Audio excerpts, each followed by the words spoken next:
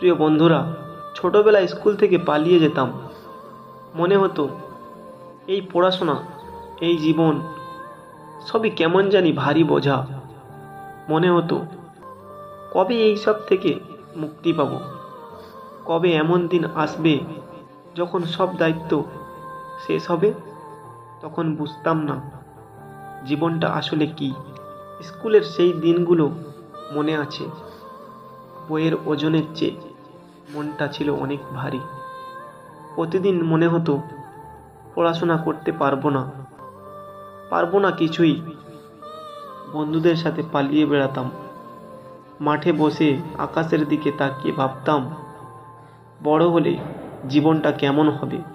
পড়াশোনার শেষ হলো, বড় হলাম। যে স্কুল থেকে পালাতাম, আজ সেই স্কুলের পাশ দিয়ে হেঁটে যাচ্ছি। স্কুলটা যেন হঠাৎ আমাকে ডাকলো, কিরে এখন কেমন আছিস? জীবনটা এখন কেমন কাটছে?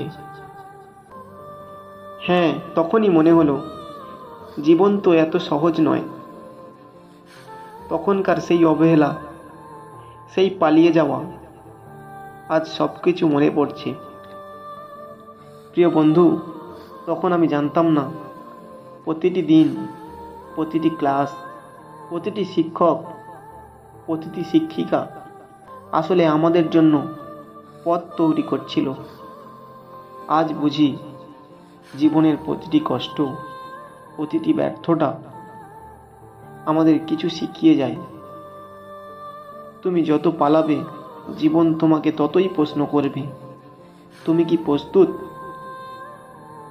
যতদিন তুমি প্রস্তুত না হবে, ততদিন জীবন তোমাকে সহজেই ছাড়বে না।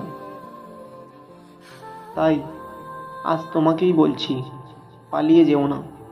পড়াশোনা হোক বা কাজ, যাই করো মন দিয়ে করো। আজ তুমি যেটা শিখছো, কাল সেটা তোমাকে দাঁড় করাবে। আজ তুমি কষ্ট করছো, কাল সেটা তোমাকে হাসির উপহার দেবে।